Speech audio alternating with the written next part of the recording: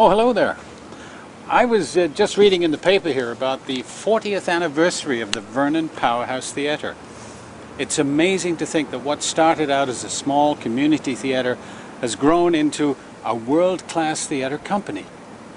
It says here that one of the most outstanding accomplishments is that all of the productions, the maintenance, and just about everything else that goes into running this beautiful gem of a place is carried out by volunteers. And what a tribute that is to community theatre. You know, one of the things that I really love about theatre is its ability to create the illusion of reality.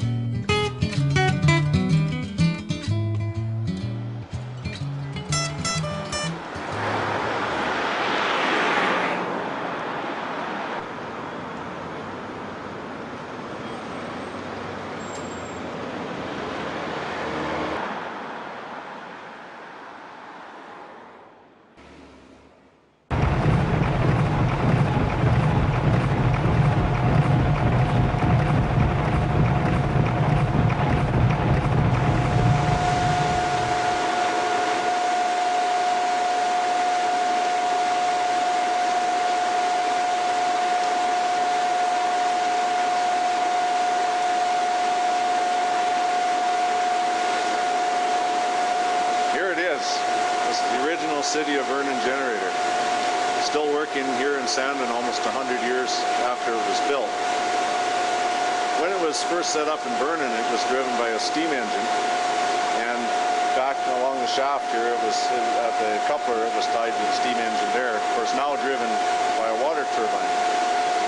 But after the steam engine burnt up, and the insurance company sold the generator to Sandon, it came here and was installed by the Silversmith Mining Company, where it performed beautifully. And other than just regular maintenance, it's still original in every way. Even the electrical windings are original. I've only been involved with Powerhouse 2 years. I started with Widows last year, and I did front of house for that place. Before we came to the Powerhouse, we had to rehearse in what was known as the Scout Hall, which is no longer standing. It is now a parking lot. I remember one time we would have our party after the show, and we had made $50. This was about 1960 or something like that. And then all of this time, we were thinking, we were very envious of Kelowna, because they had a clubhouse of their own. And we really, really thought, wouldn't it be wonderful if we had a home clubhouse, somewhere we could store our things, somewhere we could keep our costumes, because they're in people's basements, you know. So we started to draw it up, because that weekend we had heard from BC Power Commission that this building was due for demolition in the following month. And so we had to work quickly to save it from demolition. We worked on a scheme for a 150-seat theater and in this building. And we flew it down to Victoria because the commission was meeting that weekend, and Dr. Hugh Keenlyside, who was the commission chairman, we knew that he was a keen theater goer, so we approached him, and he said, most interesting. And they looked at it and they approved it like that, and got BC Power Commission to get back to council and say, we'll lease you the building for $1 a year, provided that you will convert it and use it for the Vernon Little Theatre as a live theatre.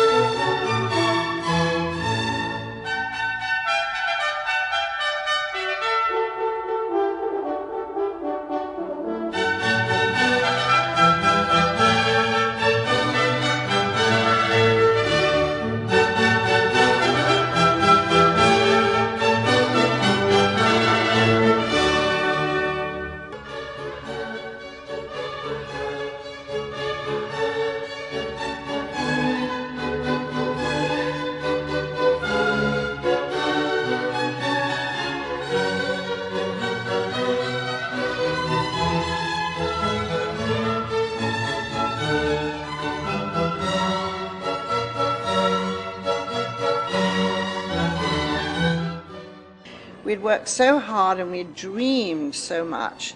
And there we were, and we all dressed in our finest, and we came, we did the show, and we opened with The Mad Woman of Shiloh, directed by Paddy.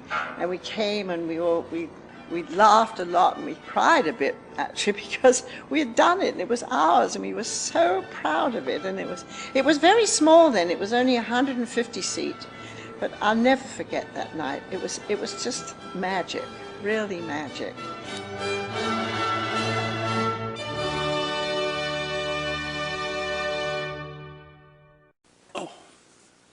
Look at this.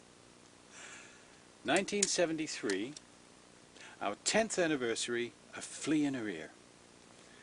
Hard to imagine that I wore this 30 years ago.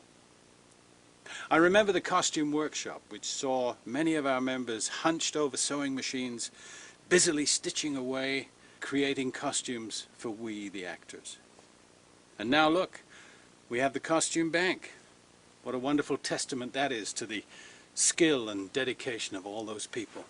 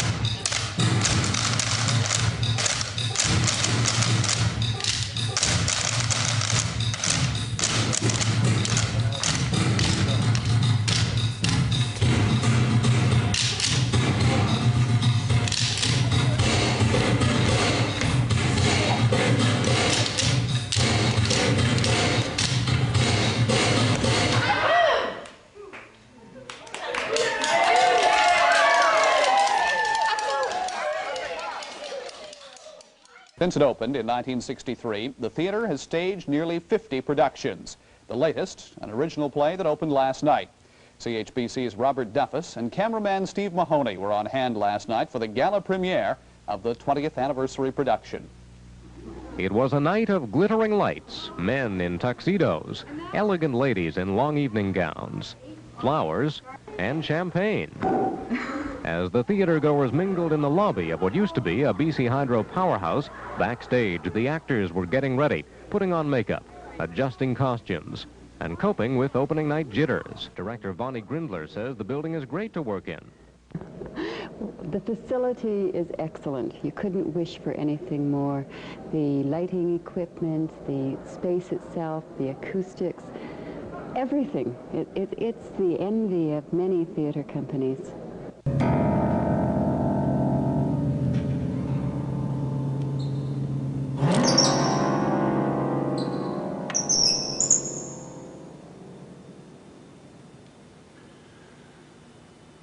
Old theaters often have an air of mystery about them.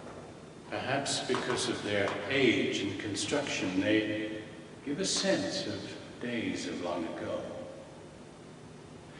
Although the Powerhouse Theatre Company may be 40 years old, the building itself is much older. And with it comes its own tales of mystery and perhaps ghosts. I actually won't come in here by myself, especially at night, because I'm convinced the place is haunted. I think it's a friendly ghost, but... There's a young lady, a man, and an older lady.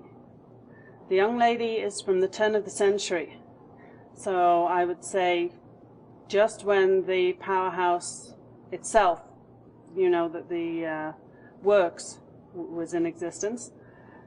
She died, I think, of what they would then call consumption. The only thing that I wondered about was one night I was up in the booth up there, the lighting booth, with Marcel Lowndes, working through, this is years and years ago, working through some sound cues, and we had the windows open so you could hear what was going on down here. And I heard, and so did Marcel, we heard somebody come in, walk across the club room floor, that was before that wall was insulated, come down the stairs to the stage manager's desk, and the two of us kind of waited for them to walk out on the stage, and nobody did. And it was very, to me it was very clear that, so we left quite quickly. Look that you see me no more. You have 3 tolls as the bell to change your ways.